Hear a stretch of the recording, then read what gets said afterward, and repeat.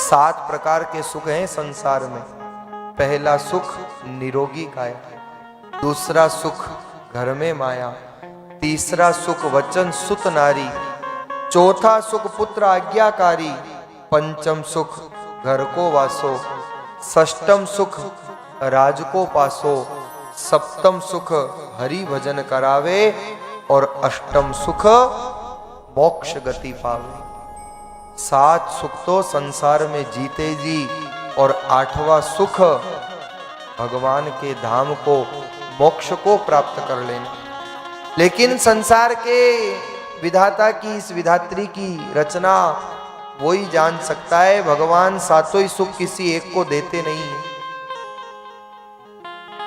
आत्मदेव को सब सुख था, लेकिन एक दुख था, पुत्र नहीं था, और पुत्र के कारण आत्मदेव बड़े दुखी होने लगे। एक दिन तो मन इतना दुखी हो गया कि मेरे पुत्र नहीं है, जीवन किस काम का। आत्मदेव आत्महत्या करने के लिए निकल पड़े। वैसे तो इस आत्महत्या शब्द पर भी विचार करना चाहिए। आत्मा की हत्या तो होती नहीं है कभी, आत्महत्या कैसे होगी? क्योंकि गीता में भगवान ने कहा, नैनम छिंदन्ति सृष्टानि नैनम दहति पावक, न आत्मा जलती है, न सूखती है, न गीली होती है, न मरती है। शरीर मरता है, आत्मा नहीं मरती।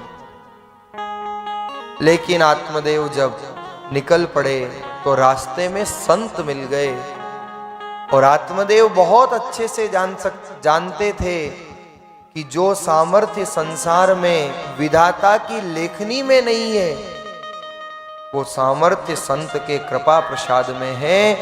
भगवान सुने या न सुने, लेकिन भगवान के भक्त के द्वारा की गई प्रार्थना भगवान को सुननी ही पड़ती है।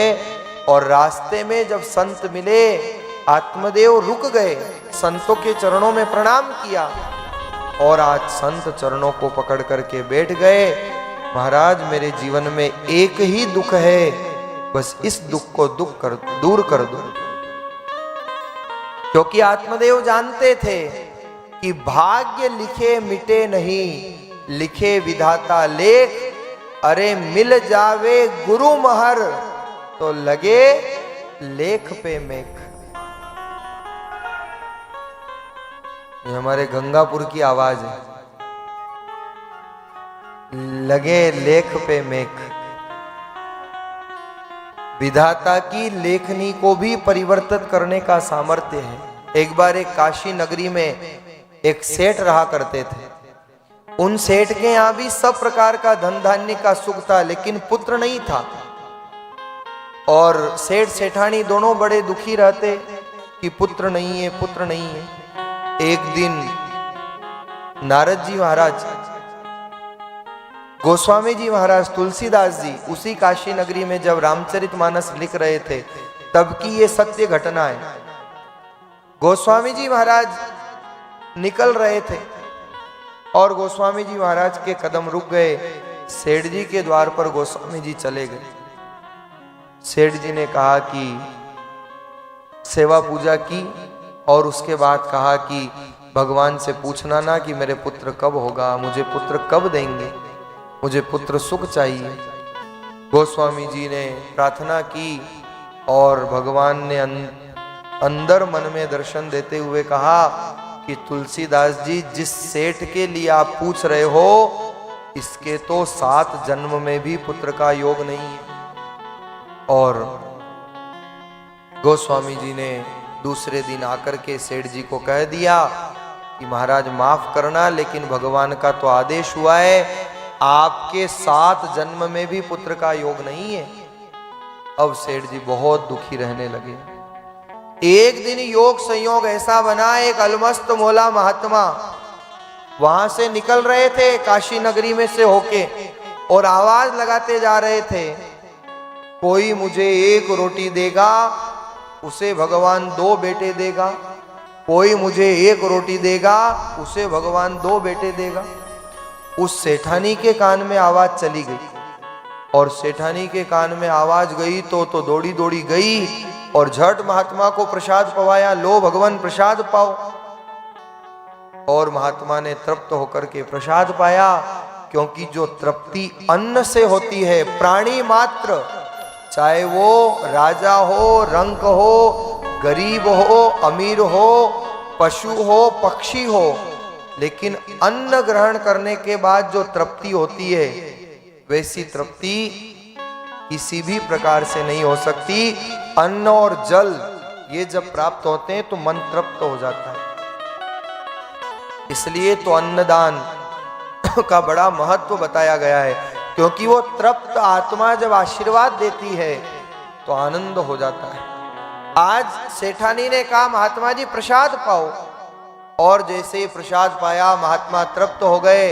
महात्मा ने कहा सेठानी तूने मुझे 2 रोटी खिलाई है, जा तेरे यहाँ 4 बेटे होंगे। महात्मा तो कह करके चले गए, लेकिन योग संयोग ऐसा बना जिस सेठ के 7 जन्म में भी पुत्र का योग नहीं था, आज उसके आंगन में 4-4 बालक क्रीड़ा कर रहे हैं, 4-4 बालक खेल रहे हैं। आश्चर्य। और योग ऐसा बना कि थोड़े सालों बाद गोस्वामी जी फिर उस मार्ग से निकल रहे थे, और गोस्वामी जी ने देखा तो सेठ मुस्कुरा रहे। और विशेष करके तुलसीदास जी जब रात जा रहे थे तो सेठ जी ने आवाज लगा दी, अरे महाराज इधर आओ, इधर आओ। गोस्वामी जी ने कहा क्या हुआ? तुलसीदास जी आए दौड़े दौड़े, और सेठ जी ने कहा क्यों महाराज झूठ बोलते हो? आपने क्या कहा था कि आपके भगवान ने कहा मेरे तो 7 जन्म में संतान नहीं है, ये देखो मेरे 4-4 बेटे खेल रहे हैं। और तुलसीदास जी ने देखा तो सेठानी के साथ 4-4 पुत्र। तुलसीदास जी से तो रहा नहीं गया, और तुरंत वहां से गए, जाकर के साधना की और भगवान का ध्यान करके कहा प्रभु जब 4-4 बेटे देने थे तो मेरे को काहे को झूठा पटका? मैं तो कह के आ गया जो आपने कहा था कि इसके तो 7 जन्म में पुत्र के योग नहीं है। भगवान ने भी कह दिया कि गोस्वामी जी सत्य तो यही है कि उस सेठ के भाग्य में 7 जन्म में भी पुत्र नहीं थे, पुत्र का योग नहीं था, लेकिन मेरा एक लाडला भक्त, अरे उसने जब कह दिया कि इसके 4 पुत्र होंगे, तो मैं तो ये जानता हूं प्रबल प्रेम के पाने पढ़कर प्रभु को नियम बदलते देखा। अपना मान टले टल जाए पर भक्त का मान न टलते देखा, भक्त का मान न टलते देखा। भगवान ने कहा स्वामी जी मेरे महात्मा ने कह दिया, और मैं मेरे प्रिय महात्मा की बात को कभी झूठी होने नहीं दे सकता था, इसलिए मैंने लेख को बदल दिया, और उस सेठ को जहां पुत्र के योग नहीं थे 4 संतान उसे प्राप्त हो गई। इसलिए लिखा कि भाग्य लिखे मिटे नहीं, लिखे विधाता लेख, पर मिल जावे गुरु महर, मिल जावे गुरु कृपा, तो लगे लेख पे मेख। उस विधाता की लेखनी को भी परिवर्तित करने का सामर्थ्य भगवान के लाडले भक्तों में, भगवान के लाडले संतों में होता है। इसलिए तो नाम का इतना महत्व है। अगर नहीं होता तो क्यों संसार में भगवान के भक्तों को पूजा जाता? जानते थे आत्मदेव इस बात को, इसलिए पकड़ लिए संतों के चरण, और पकड़ करके कहा महाराज अब आप कृपा करो, मैं कुछ नहीं जानता, अगर आपने कृपा नहीं की तो मैं तो मर रहा हूं आज। महात्मा दयालु है, संत हृदय नवनीत समाना। महात्मा ने उस आत्मदेव की करुण प्रार्थना को सुनकर एक फल अभिमंत्रित करके आत्मदेव को दे दिया, और कहा जाओ अपनी पत्नी को खिला देना। आत्मदेव गए, धुंधली को वो फल दिया, लेकिन ये धुंधली थी, इसके काम भी धुंधले थे। धर्म महात्मा संस्कृति की परीक्षा लेनी चाहिए। धर्म और संस्कृति संस्कार कभी चमत्कार के मोहताज नहीं है।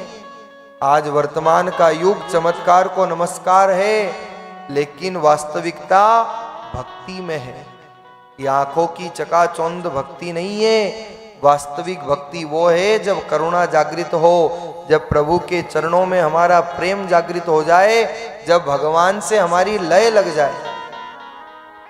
दुदली ने वो फल गोमाता को खिला दिया।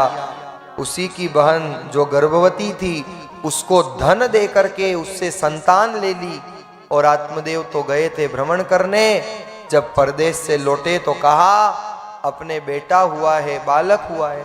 आत्मदेव बड़े खुश हुए, लेकिन धुंधली ने कहा बेटा मेरा है, मैं नाम रखूंगी। नाम पड़ा धुंधकारी। और उस फल को जो गोमाता को ग्रहण कराया था, संतों के उस फल का चमत्कार, उसका प्रभाव गोमाता के गर्भ से श्री गोकर्ण जी महाराज का आविर्भाव होता है। देवता लोग पुष्पों की बरसात करते हैं, जय जयकार करते हैं। बोलिए श्री गोकर्ण जी महाराज की जय। गोकर्ण पंडितो ज्ञानी धुंधकारी महाखल। गोकर्ण तो पंडित हुए, ज्ञानी हुए, धुंधकारी बड़ा दुष्ट हुआ, क्योंकि ये संपत्ति की संतान थी, संस्कार की संतान नहीं थी। और संपत्ति की संतान दुख देती।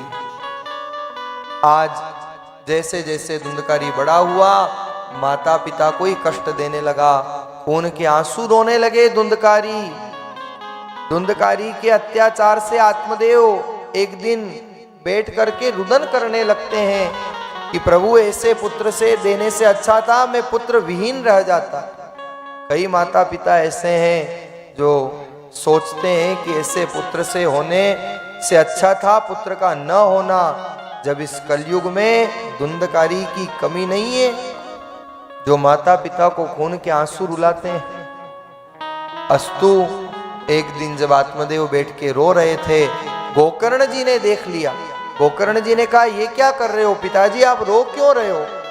धुंधकारी के अत्याचार से आतप्त होकर आत्मदेव ने कहा इस धुंधकारी के अत्याचार से मैं गले तक भर चुका हूं।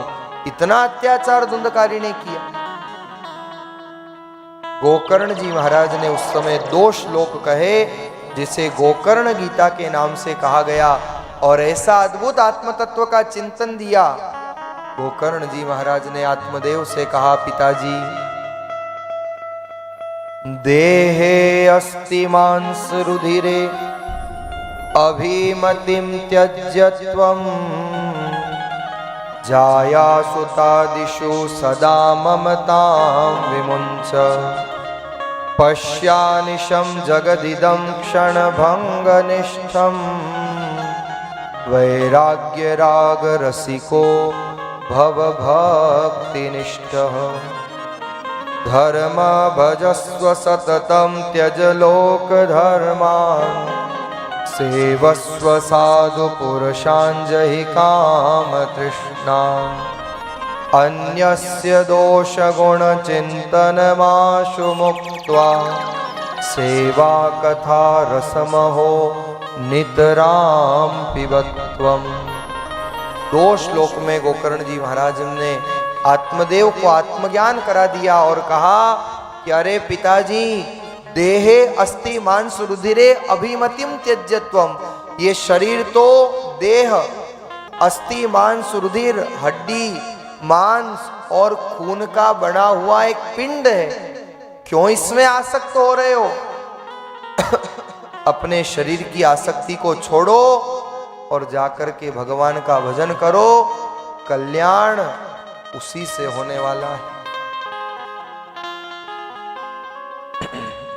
जब गोकर्ण जी महाराज ने ज्ञान दिया, उसी समय सब कुछ त्याग करके आत्मदेव आत्म कल्याण के लिए निकल गए। धुंधकारी के अत्याचार से धुंधली को भी कुएं में कूदकर जान देनी पड़ी। अब तो ये वेश्यावृत्ति करने लगा, सत्ता हाथ में आ गई। एक दिन राजमहलों में चोरी की, वेश्याओं ने पकड़ करके जब वो माल देखा राजमहलों का है तो सोचा ये तो मरेगा, हमको भी मारेगा। उस धुंधकारी को बांध दिया और गरम गरम अंगारे उसके मुंह में डाल दिए। तड़प तड़प करके धुंधकारी को मरना पड़ा।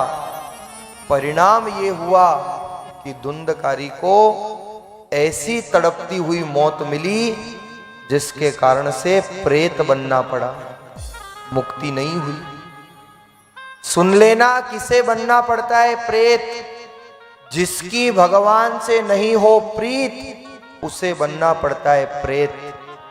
अगर प्रेत होने से बचना चाहते हो तो भगवान से प्रीत मजबूत रखना, भगवान से अपनी निष्ठा को मजबूत रखना।